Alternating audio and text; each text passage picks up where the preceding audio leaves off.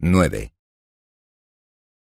Ellsworth Monktown Toohey tenía 7 años cuando atacó con la manguera a Johnny Stokes, cuando éste pasaba por el jardín de Toohey vestido con su mejor traje de domingo. Johnny había estado esperando ese traje 1 año y medio, porque su madre era muy pobre.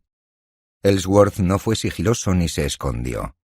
Perpetró su acto abiertamente, con una meticulosidad sistemática. Anduvo hasta la llave, la abrió, se quedó en medio del jardín y dirigió la manguera a Johnny con impecable puntería. Mientras la madre de éste iba por la calle a solo unos pasos por detrás, con los padres del propio Toohey y el pastor que estaba de visita, y todos podían ver perfectamente el porche de los Toohey. Johnny Stokes era un niño alegre con hoyuelos y rizos dorados. La gente siempre se giraba para mirar a Johnny Stokes. Nadie se había girado nunca para mirar a Ellsworth Toohey. El susto y el asombro de los adultos fueron tales que al principio ninguno se lanzó a detener a Ellsworth. Su fino cuerpecito se mantuvo erguido y resistió la violencia de la boquilla de la manguera que se agitaba en sus manos, sin permitir nunca que abandonara su objetivo hasta que él se sintiera satisfecho. Después la soltó, y el agua corrió silbando por la hierba. Dio 2 pasos hacia el porche, pero se detuvo y aguardó con la cabeza alta a entregarse para recibir su castigo. El castigo habría venido de Johnny si la señora Stokes no lo hubiese agarrado y retenido. Ellsworth no se volvió hacia los Stokes, que estaban a su espalda, pero dijo de forma lenta y clara, mirando a su madre y al pastor: «Johnny es un cochino abusón. Pega a todos los niños en el colegio». Esto era verdad. La cuestión del castigo se convirtió en un problema ético. Era difícil castigar a Ellsworth en cualquier circunstancia, por su cuerpo frágil y su delicada salud. Además, parecía inmoral castigar a un niño que se había sacrificado para vengar una injusticia, y que lo había hecho con tanta valentía, a cara descubierta, ignorando su propia debilidad física. En cierto modo, parecía un mártir. Ellsworth no lo decía, no decía nada, pero su madre sí. El pastor tendía a estar de acuerdo con ella. Mandaron a Ellsworth a su cuarto sin cenar. No se quejó. Permaneció allí, dócil, y rechazó la comida que su madre le llevó a hurtadillas más tarde, desobedeciendo a su marido. El señor Toohey insistió en pagarle a la señora Stokes el traje de Johnny. La señora Toohey le dejó hacerlo, aunque de mala gana. No le caía bien la señora Stokes. El padre de Ellsworth dirigía la sucursal de una cadena nacional de zapaterías en Boston. Ganaba un salario modesto, aunque suficiente, y tenía una casa modesta, aunque suficiente, en un barrio normal y corriente de la periferia de Boston. El dolor secreto de su vida era no dirigir su propio negocio, pero era un hombre tranquilo, escrupuloso y poco imaginativo, y un prematuro matrimonio acabó con cualquier ambición. La madre de Ellsworth era una mujer delgada e inquieta que había adoptado y abandonado 5 religiones en 9 años. Tenía unas facciones delicadas, un tipo de facciones que la habían hecho hermosa durante unos años de su vida, en el periodo de pleno florecimiento, pero nunca antes ni después. Ellsworth era su ídolo. Su hermana Helen, 5 años mayor que él, era una chica bonachona, corriente, no era una belleza, aunque sí guapa y sana, y no daba problemas. Ellsworth, en cambio, nació con una salud muy débil. Su madre lo adoró desde el momento en que el médico lo declaró no apto para sobrevivir. Aquello le hizo a su madre crecer en estatura espiritual y conocer la medida de su propia magnanimidad en su amor por un objeto tan poco inspirador. Cuanto más azul y feo se ponía el bebé Ellsworth, mayor era la pasión con que crecía su amor por él. Casi se decepcionó cuando sobrevivió sin convertirse en un auténtico lisiado. Prestó poca atención a Helen. No había ningún martirio en querer a Helen. Era tan obvio que la muchacha merecía más amor que parecía que lo justo era negárselo. El señor Toohey, por motivos que no sabía explicar, no le tenía demasiado cariño a su hijo. Ellsworth, sin embargo, era el amo de la casa por una tácita y voluntaria sumisión de sus padres, aunque su padre nunca logró entender la causa de su propia cuota en esa sumisión. Por las noches, a la luz de la lámpara del salón familiar, la señora Toohey decía con la voz tensa, desafiante y enfadada, derrotada de antemano: «Horace, quiero una bicicleta para Ellsworth. Todos los niños de su edad la tienen. A Willy Lovett le compraron una nueva el otro día. Horace, quiero una bicicleta para Ellsworth». «Ahora no, Mary», respondía el señor Toohey cansado. «Quizá el próximo verano. Ahora no nos lo podemos permitir». La señora Toohey empezaba a discutir, e iba levantando la voz a trompicones, acercándose al chillido.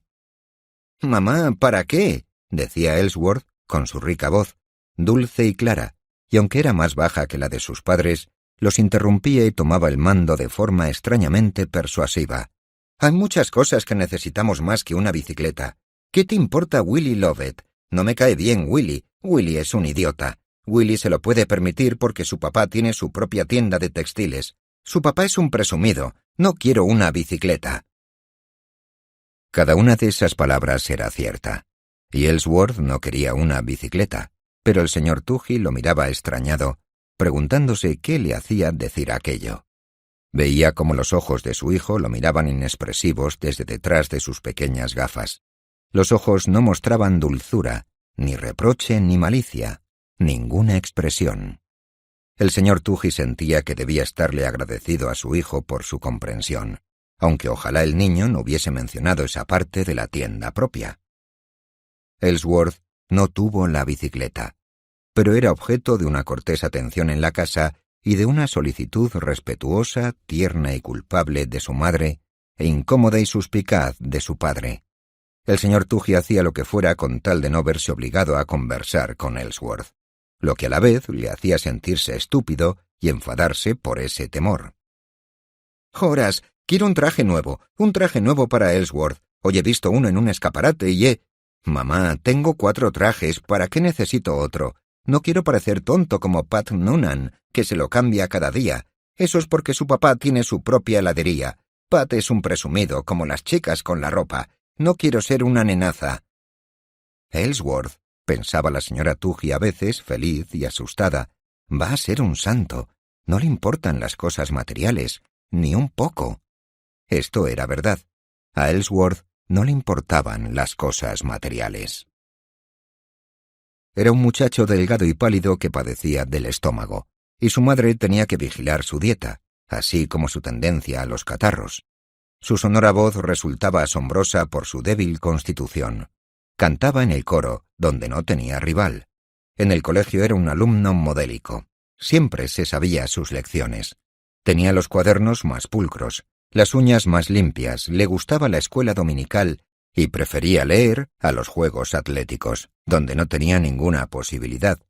No se le daban bien las matemáticas, que no le gustaban, pero era excelente en historia, lengua, educación cívica y caligrafía, y más tarde en psicología y sociología. Estudiaba mucho y a conciencia. No era como Johnny Stokes, que nunca atendía en clase, apenas abría un libro en casa y, sin embargo, lo sabía todo casi antes de que el profesor lo hubiese explicado. Johnny había recibido automáticamente su don para el aprendizaje, como todo lo demás. Sus hábiles puñitos, su cuerpo sano, su deslumbrante aspecto y su superexuberante vitalidad. Johnny hacía lo llamativo y lo inesperado. Ellsworth hacía lo esperado mejor que nadie que ya lo hubiera hecho. En cuanto a las redacciones, Johnny dejaba pasmada la clase con alguna muestra brillante de rebelión. Cuando se les puso el tema «Los días de colegio, la edad de oro», Johnny hizo un ensayo magistral sobre cómo odiaba el colegio y por qué. Ellsworth hizo un poema en prosa sobre la gloria de los días de colegio, que fue reproducido en un periódico local. Además, Ellsworth ganaba con creces a Johnny cuando se trataba de nombres y fechas. La memoria de Ellsworth era como el cemento líquido. Se quedaba marcado todo lo que caía sobre ella. Johnny era un geyser, Ellsworth era una esponja. Los niños lo llamaban Elsie Toohey, por lo general le dejaban que se saliera con la suya, y lo evitaban cuando les era posible, pero no abiertamente, porque no lo sabían descifrar. Era útil y fiable cuando necesitaban ayuda con sus lecciones. Tenía un ingenio mordaz y podía arruinar a cualquier niño inventándose el apodo idóneo para él, de los que hacen daño. Pintaba caricaturas devastadoras en las paredes y presentaba todos los síntomas de ser una nenaza, pero en cierto modo no se le podía clasificar como tal. Era demasiado asertivo y tenía un tranquilo, inquietante y prudente desprecio por todo el mundo. No le tenía miedo a nada. Se fue directo a los chicos más fuertes en plena calle y afirmó sin gritar, pero con una voz clara que se podía oír a varias manzanas y sin enfadarse: nadie había visto nunca enfadado a Ellsworth Toohey. Johnny Stokes lleva un parche en el culo. Johnny Stokes vive en un piso de alquiler. Willie Lovett es un zopenco. Pat Noonan es irlandés. Johnny nunca le daba una paliza, y tampoco los otros muchachos, porque Ellsworth llevaba gafas. No participaba en los juegos de balón, y era el único niño que se jactaba de ello en vez de sentirse frustrado o avergonzado, como otros niños con constituciones más débiles que la media. Consideraba el deporte vulgar, y lo decía. Afirmaba que el cerebro era más poderoso que el músculo, y lo decía de verdad. No tenía amigos íntimos. Era considerado imparcial e incorruptible. Hubo 2 incidentes en su niñez de los que su madre estaba muy orgullosa. Resultó que el rico y popular Willie Lovett dio una fiesta de cumpleaños el mismo día que Drippy Mann, hijo de una costurera viuda, un niño muy llorica al que siempre le goteaba la nariz. Nadie aceptó la invitación de Drippy, salvo los que nunca eran invitados a ninguna parte. De aquellos a los que invitaron a las 2 fiestas, Ellsworth Toohey fue el único que desairó a Willie Lovett y fue a la triste fiesta de Drippy Mann, de la que ni esperaba ni obtuvo ningún placer. Los enemigos de Willie Lovett se rieron y se burlaron de Willie durante los meses siguientes, porque lo habían plantado por Drippy Mann. Resultó que Pat Noonan le ofreció a Ellsworth una bolsa de judías de gominola a cambio de dejarle copiarse de él en un examen. Ellsworth aceptó la bolsa y le dejó a Pat copiar su examen.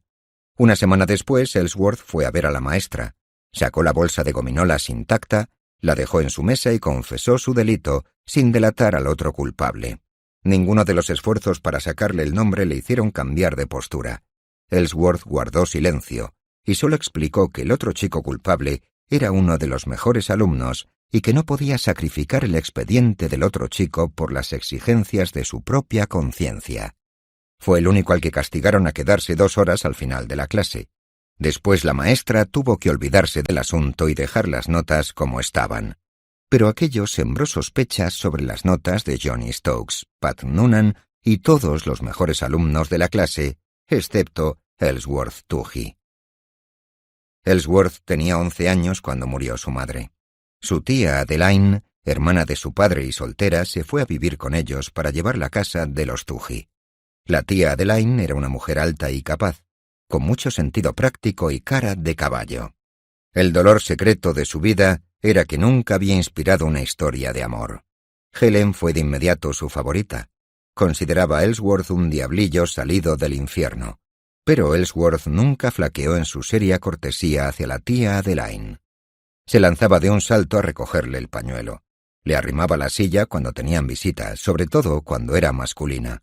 Le enviaba bonitas tarjetas por San Valentín, con cintas de papel, rosas y poemas de amor. Le cantaba Sweet Adeline con una voz más alta que el pregonero de la ciudad. «Eres un gusano, Elsie, te alimentas de llagas», le dijo una vez. «Entonces nunca me moriré de hambre», respondió él. Al cabo de un tiempo llegaron a un estado de neutralidad armada. Ellsworth pudo crecer como quiso. En el instituto Ellsworth se convirtió en una celebridad local, en el orador estrella. Durante años en el instituto no se referían a un prometedor muchacho diciendo que hablaba bien, sino como un Toohey. Ganaba todos los concursos.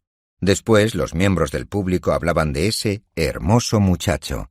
No recordaban el lastimoso cuerpecillo con el pecho hundido, las piernas incapaces y las gafas. Recordaban la voz. Ganaba todos los debates.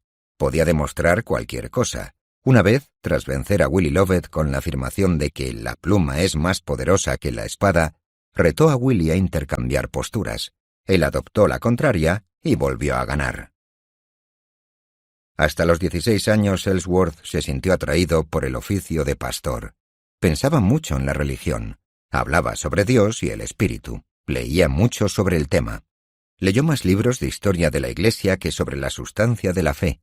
Hizo que a su público se le saltaran las lágrimas en uno de sus mayores triunfos retóricos, cuyo tema era «Los humildes heredarán la tierra». En este período Ellsworth empezó a hacer amigos.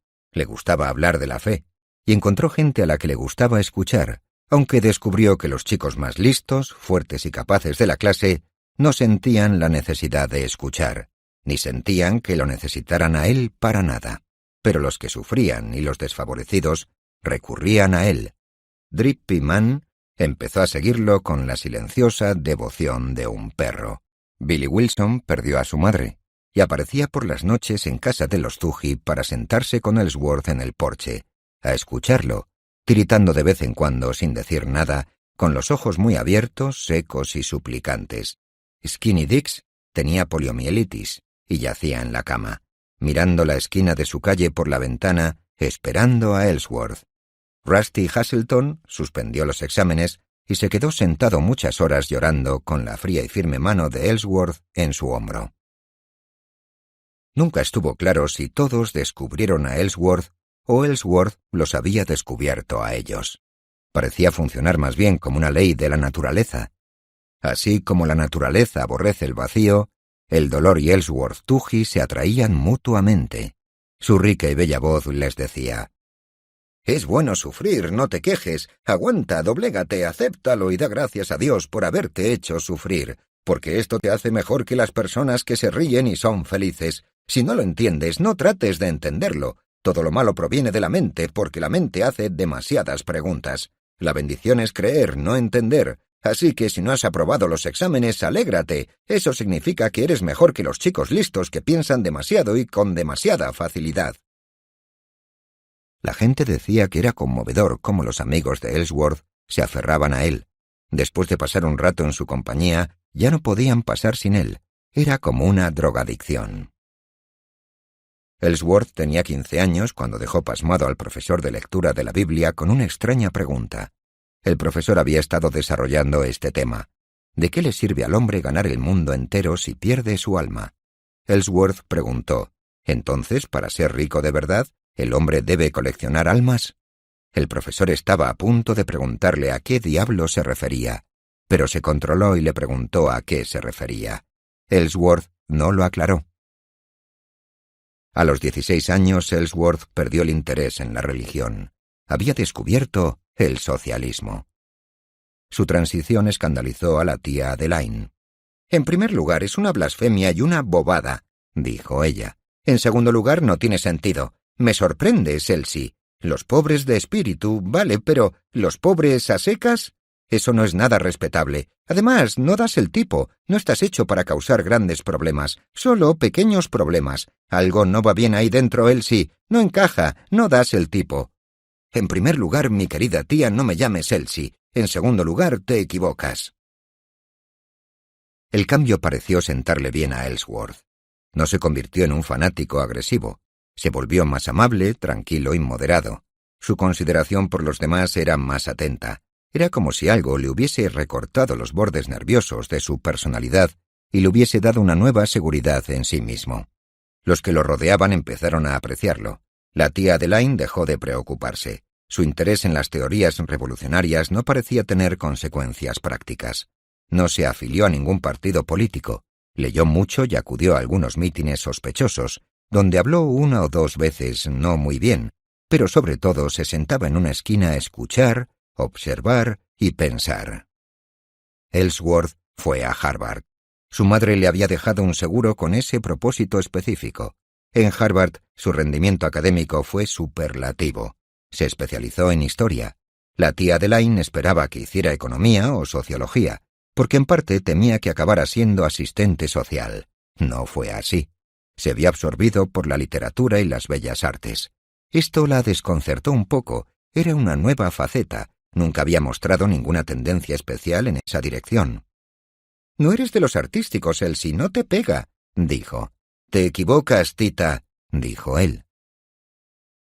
Las relaciones de Ellsworth con sus compañeros fueron lo más atípico de sus logros en Harvard. Se hizo aceptar. Entre los orgullosos jóvenes descendientes de honorables apellidos ilustres, no ocultó su origen humilde, lo exageró. No les dijo que su padre era el encargado de una zapatería, dijo que su padre era zapatero remendón. Lo decía sin tono de desafío, amargura o arrogancia proletaria. Lo decía como si se riera de sí mismo, y si uno se fijaba con atención en su sonrisa, de ellos. Actuaba como un snob, no como un flagrante snob, sino uno natural e inocente que se esforzaba mucho por no parecer snob. Era cortés, no del tipo que busca un favor, sino del que lo está concediendo. Su actitud era contagiosa. La gente no cuestionaba los motivos de su superioridad, daban por sentado que esas razones existían. Le divertía al principio aceptar que lo llamaran Monk, Toohey. Después se convirtió en algo distintivo y progresista. Si eso era una victoria, Ellsworth no parecía consciente de ella, no parecía importarle. Se conducía entre toda esa juventud aún en proceso de formación, con la seguridad del hombre que tiene un plan a largo plazo, dispuesto en cada detalle, y que sólo se podía permitir la diversión ante las pequeñas contingencias que se le cruzaban. Su sonrisa tenía un carácter secreto y hermético, como la sonrisa de un tendero que contaba sus ganancias, aunque no pareciera estar ocurriendo nada en particular. No hablaba de Dios o de la nobleza del sufrimiento, hablaba sobre las masas. Le demostró a un público cautivado en unas charlas que duraban hasta el amanecer que la religión engendraba el egoísmo porque, afirmaba, la religión hacía excesivo hincapié en la importancia del espíritu individual, que la religión no predicaba nada más que una única preocupación, la salvación del alma individual. Para alcanzar la virtud en el sentido absoluto, decía Ellsworth Toohey, un hombre debe estar dispuesto a cargar su alma con los delitos más infames en beneficio de sus hermanos. Mortificar la carne no es nada, mortificar el alma es el único acto de virtud. ¿Con qué creen que aman a la gran masa de la humanidad? No saben nada del amor. ¿Donan $2 a un fondo sindical y creen que ya han cumplido su deber? Pobres idiotas. Ningún donativo vale lo más mínimo, salvo que sea lo más preciado que poseen. Donen su alma. ¿A una mentira? Sí, si otros la creen. ¿Al engaño? Sí, si otros lo necesitan. ¿A la traición, la bribonería, el delito? Sí, a cualquier cosa que a sus ojos sea lo más bajo y vil. Solo cuando puedan sentir desprecio por su pequeño e incalculable ego, podrán alcanzar la verdadera y extensa paz del altruismo. La fusión de su espíritu con el inmenso espíritu colectivo de la humanidad. No hay lugar para el amor a los demás en el estrecho y abarrotado agujero de miseria que es un ego privado. Estén vacíos para poder ser llenados. El que ama su vida la perderá, y el que aborrece su vida en este mundo, para vida eterna la guardará. Los traficantes de opio de la Iglesia tenían razón ahí, pero no saben por qué. La abnegación, sí, amigos, por todos los medios, pero ser abnegados no es mantenerse puros y estar orgullosos de la propia pureza. El sacrificio que incluye la destrucción del alma propia. Ah, pero ¿de qué estoy hablando? Esto solo lo pueden entender y alcanzar los héroes. No tuvo mucho éxito entre los jóvenes pobres que trabajaban para pagarse la universidad. Cosechó una cantidad considerable de seguidores entre los jóvenes herederos, la segunda y tercera generación de millonarios. Les ofrecía un logro del que se sentían capaces. Se licenció con matrícula de honor. Cuando volvió a Nueva York, llegó precedido por una pequeña fama privada. Se había filtrado un pequeño goteo de rumores desde Harvard sobre una atípica persona llamada Ellsworth Toohey. Unos pocos, entre los muy intelectuales y los muy ricos, habían oído esos rumores y los olvidaron enseguida, pero se acordaban del nombre. Se les quedó grabado con una vaga connotación de cosas como la brillantez, la valentía y el idealismo. Empezó a rebosar gente en torno a Ellsworth Toohey, el tipo adecuado de gente, los que pronto lo vieron como una necesidad espiritual. La gente del otro tipo no acudía, parecía ser una cosa instintiva. Cuando alguien hacía un comentario sobre la lealtad de los seguidores de Toohey, no tenía ningún cargo, programa u organización, un rival envidioso apostillaba: Toohey atrae a los pegajosos, y ya sabes qué dos cosas son las que más se pegan, el lodo y la cola. Toohey lo oía y se encogía de hombros y decía: oh, venga, vamos, hay muchas más. el esparadrapo, las sanguijuelas, el caramelo masticable, las medias mojadas, las fajas de goma y el budín de tapioca. Al alejarse añadía, por encima del hombro sin sonreír, «¡Y el cemento!».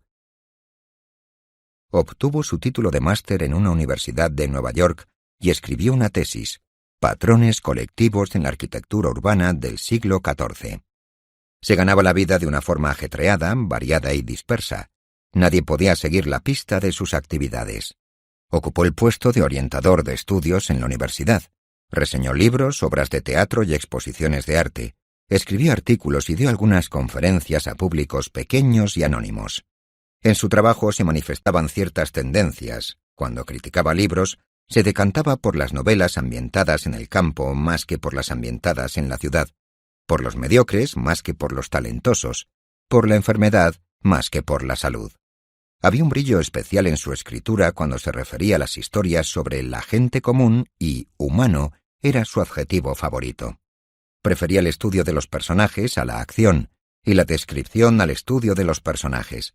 Prefería las novelas sin trama y, por encima de todo, las novelas sin héroe. Se le consideraba un excelente orientador de estudios. Su diminuto despacho en la universidad se convirtió en un confesionario informal al que los estudiantes iban a contar sus problemas, los académicos y los personales. Él se prestaba a conversar, con la misma concentración amable y seria, sobre la elección de las clases o los asuntos amorosos, y en especial sobre la elección de la futura carrera profesional. Cuando le consultaban sobre cuestiones amorosas, Toohey o bien aconsejaba entregarse, si se trataba de una relación amorosa con una chiquilla encantadora y fácil, buena para algunas borracheras, seamos modernos, o bien recomendaba la renuncia si concernía una profunda pasión emocional, seamos adultos.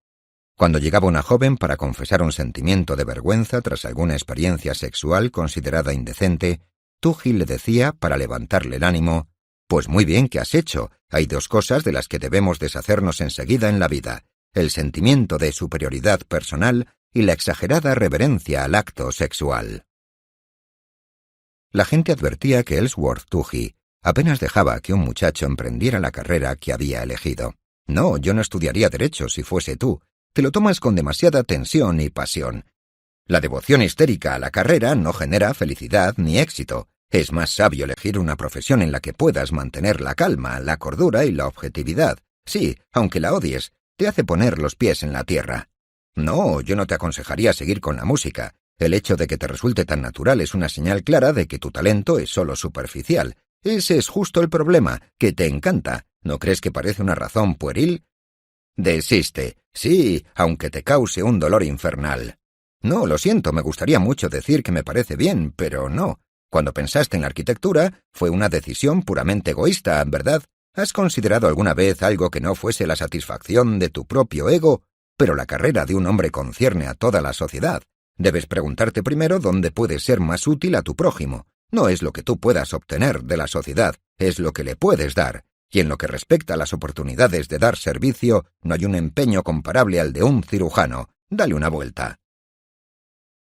Al acabar la universidad, a algunos de sus pupilos les fue bastante bien y otros fracasaron. Solo uno se suicidó. Se dijo que Ellsworth Toohey había ejercido una beneficiosa influencia en ellos, por la que nunca lo olvidaron. Años después iban a consultarle sobre muchas cosas. Le escribían y se aferraban a él. Eran como máquinas sin arranque automático. Tenían que ser puestas en marcha por una mano externa. Nunca estaba lo bastante ocupado como para no prestarles toda su atención. Su vida era tan poblada, pública e impersonal como la plaza de una ciudad. El amigo de la humanidad no tenía un solo amigo personal. La gente recurría a él, y él no recurría a nadie. Los aceptaba a todos. Su afecto era dorado, suave y liso, como una gran expansión de arena, sin ningún viento de discriminación que levantara dunas. Las arenas se quedaban inmóviles bajo un alto sol. De sus escasos ingresos donaba una parte a muchas organizaciones. Nunca ha constado que le prestara $1 a una persona. Nunca les pidió a sus amigos ricos que ayudaran a una persona necesitada, pero obtenía de ellos grandes cantidades de dinero y donaciones a la caridad, a instituciones benéficas, a centros de ocio, a casas para jóvenes descarriadas, a colegios para niños discapacitados. Formó parte de todos los consejos directivos de todas estas instituciones, sin cobrar. Muchas iniciativas filantrópicas y publicaciones radicales, dirigidas por todo tipo de gente, tenían un único vínculo entre sí, un denominador común, el nombre de Ellsworth M. Toohey en sus membretes. Era una especie de sociedad gestora unipersonal del altruismo. Las mujeres no formaban parte de su vida. El sexo nunca le interesó. Sus impulsos furtivos e infrecuentes lo empujaban a las jovencitas delgadas, de pecho exuberante y sin cerebro, las camareras que se reían nerviosas, las manicuristas que ceceaban, las mecanógrafas menos eficientes de las que llevaban vestidos rosas o de orquídeas, sombreritos echados hacia atrás y montones de rizos rubios en la frente. Las mujeres de intelecto lo dejaban indiferente. Sostenía que la familia era una institución burguesa, pero no hizo una causa contra ella ni lanzó una campaña a favor del amor libre. El asunto del sexo le aburría, aunque le parecía que había demasiado run-run sobre el maldito tema. No tenía importancia. Había demasiados problemas y mucho más importantes en el mundo. Pasaron los años y cada ajetreado día de su vida era como una pequeña moneda limpia que cayera con paciencia por la ranura de una máquina tragaperras, en la que no se mostraba ninguna combinación de símbolos y que no daba premio. Poco a poco, una de sus muchas actividades empezó a destacar entre las demás. Se dio a conocer como eminente crítico de arquitectura. Escribió sobre edificios para 3 revistas seguidas que renquearon con estrépito durante algunos años y después fracasaron una detrás de otra. New Voices, New Pathways y New Horizons. La cuarta, New Frontiers, sobrevivió. Ellsworth Toohey fue lo único que la salvó de los sucesivos naufragios. La crítica arquitectónica parecía ser un campo de actividad olvidado. Pocos se molestaban en escribir sobre edificios, y menos aún en leer. Toohey se labró su reputación y creó un monopolio no oficial. Las mejores revistas empezaron a llamarlo siempre que necesitaban algo relacionado con la arquitectura. En 1921 se produjo un pequeño cambio en la vida privada de Toohey. Su sobrina, Catherine Halsey, hija de su hermana Helen, se fue a vivir con él. Su padre había muerto mucho tiempo atrás y la tía Adeline había desaparecido sumida en la oscura pobreza de algún pequeño pueblo.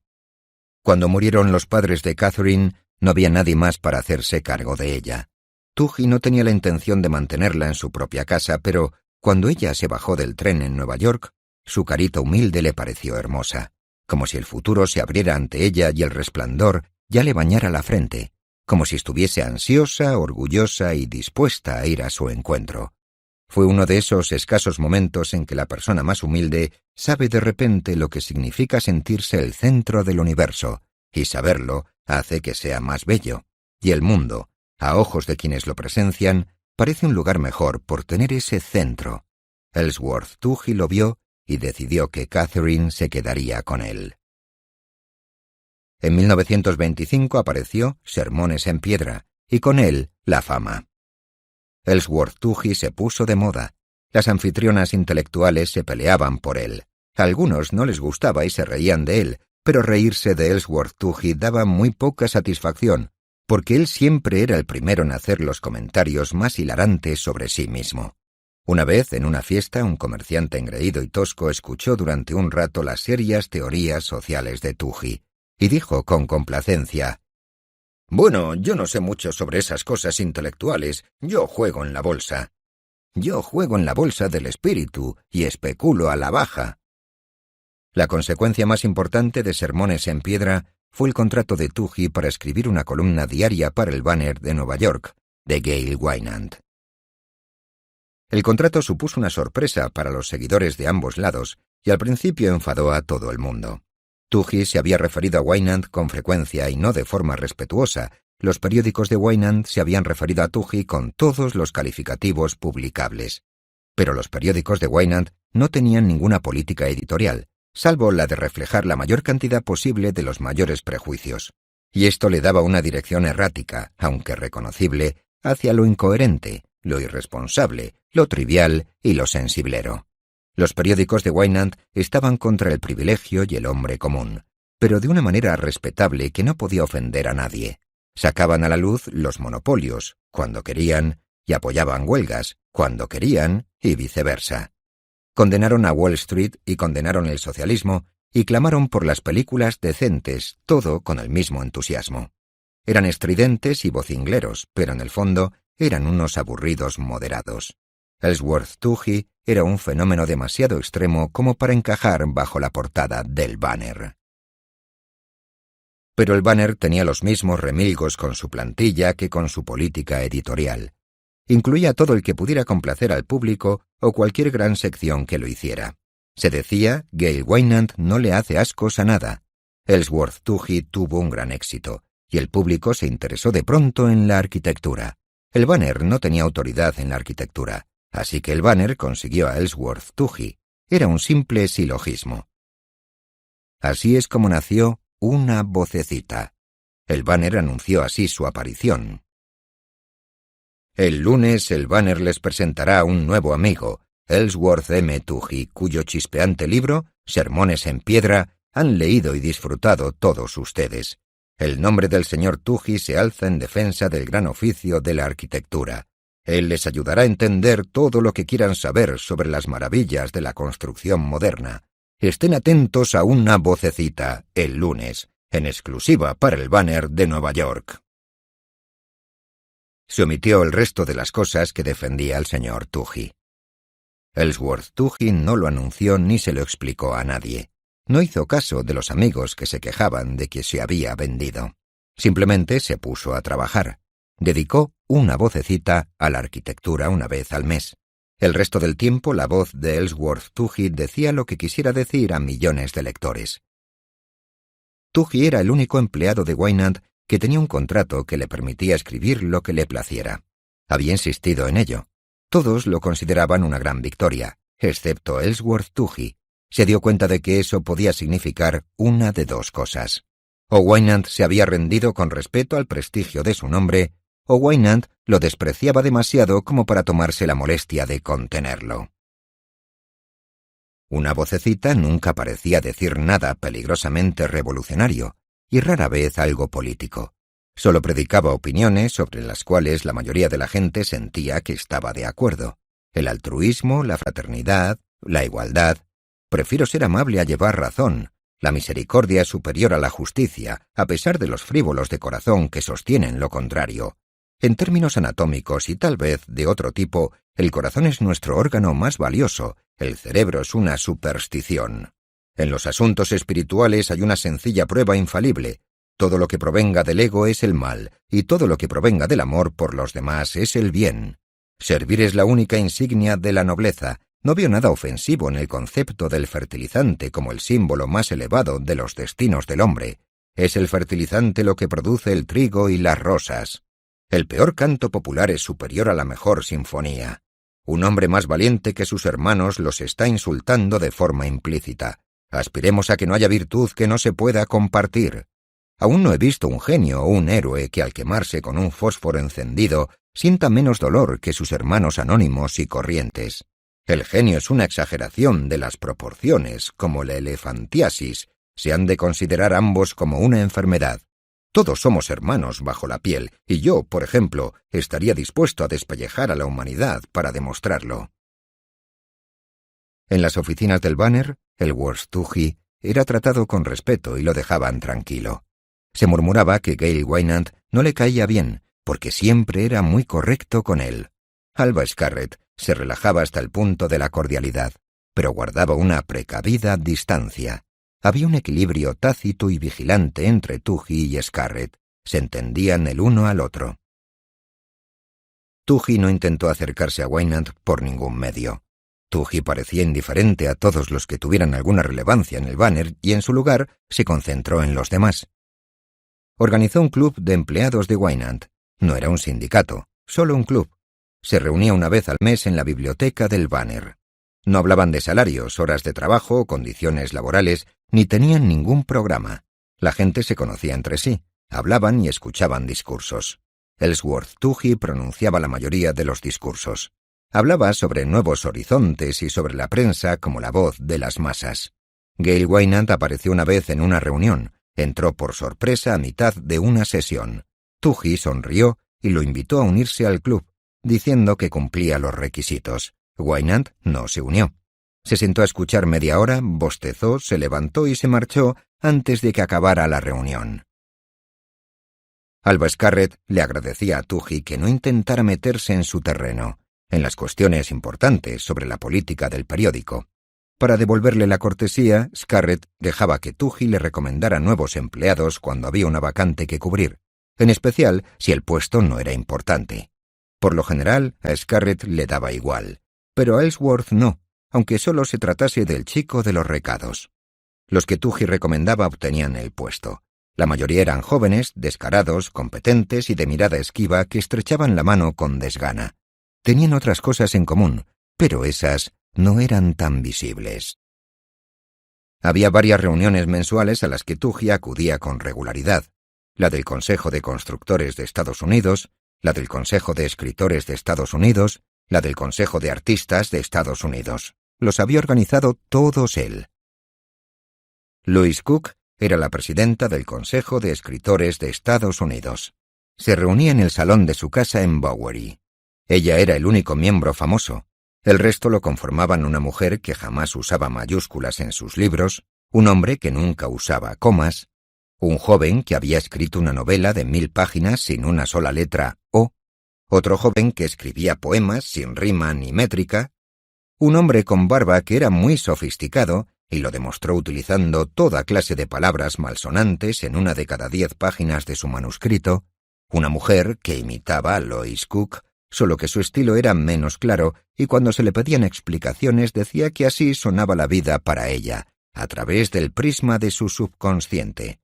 «Usted sabe lo que un prisma hace con un rayo de luz, ¿no?», decía. También había un joven virulento, conocido como Ike el Genio, aunque nadie sabía qué había hecho, salvo hablar de que lo amaba todo en la vida. El Consejo firmó una declaración en la que establecía que los escritores eran sirvientes del proletariado, pero la declaración no era así de simple, incluía más cosas y era mucho más larga. Se envió la declaración a todos los periódicos del país. Nunca se publicó en ningún sitio, salvo en la página 32 de New Frontiers. El Consejo de Artistas de Estados Unidos tenía como presidente a un joven cadavérico que pintaba lo que veía en sus sueños nocturnos.